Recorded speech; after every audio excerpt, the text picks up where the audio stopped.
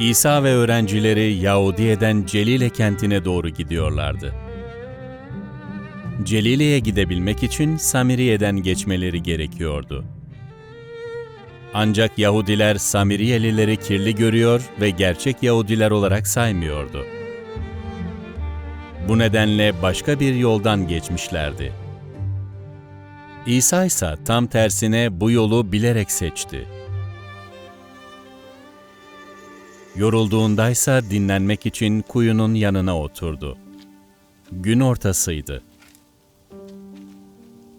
Samiriyeli bir kadın kuyuya su çekmek için geldi. Böylece İsa ona, "Bana su ver, içeyim." dedi. Kadın ona baktı ve şöyle dedi, "Sen Yahudisin, bense Samiriyeli bir kadınım. Nasıl olur da benden su istersin?"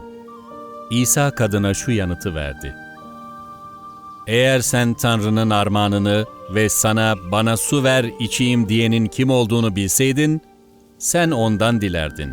O da sana yaşam suyunu verirdi." Kadın, "Efendim," dedi, "su çekecek bir şeyin yok. Kuyu da derin. Yaşam suyunu nereden bulacaksın? Sen bu kuyuyu bize vermiş olan atamız Yakup'tan daha mı büyüksün?" İsa şöyle yanıt verdi: "Bu sudan her içen yine susayacak. Oysa benim vereceğim sudan içen sonsuza dek susamaz. Benim vereceğim suyu içen de sonsuz yaşam için fışkıran bir pınar olacak."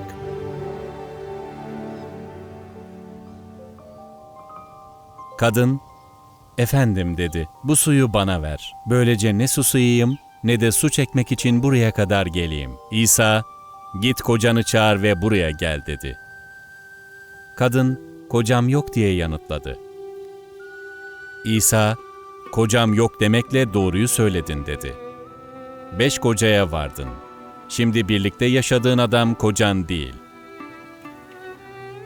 Kadın, "Efendim, anlıyorum, sen bir peygambersin." dedi. "Atalarımız bu dağda tapındılar. Ama sizler tapılması gereken yerin Yeruşalim'de olduğunu söylüyorsunuz."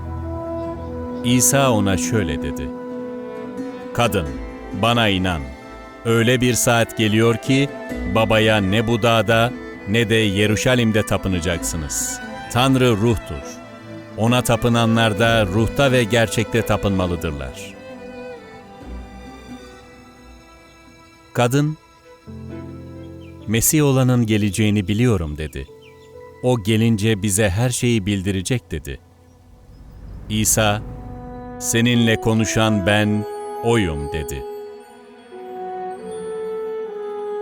Bu sırada yiyecek satın almak için kente giden İsa'nın öğrencileri geldiler ve onun bir kadınla konuşmasına şaştılar.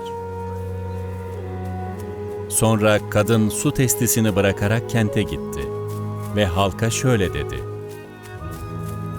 "Gelin, yaptığım her şeyi bana söyleyen adamı görün. Acaba Mesih bu mudur?" Halk da kentten çıkıp gelmeye başladı ve İsa'dan kendileriyle daha uzun süre kalmasını istedi. Onlarla geçirdiği süre zarfında pek çok kişi ona iman etti. Onlar, "Kendimiz işittik, onun gerçekten dünyanın kurtarıcısı olduğunu biliyoruz." dediler.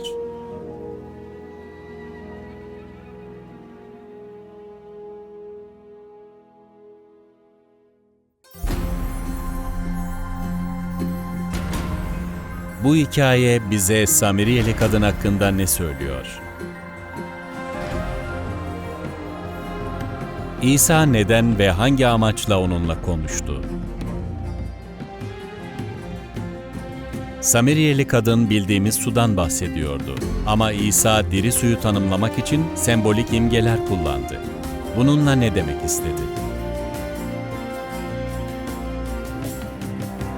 Samiriyeli kadın kendisiyle konuşan adam hakkında neyi fark etti ve onun kim olduğunu anlayınca tepkisi ne oldu?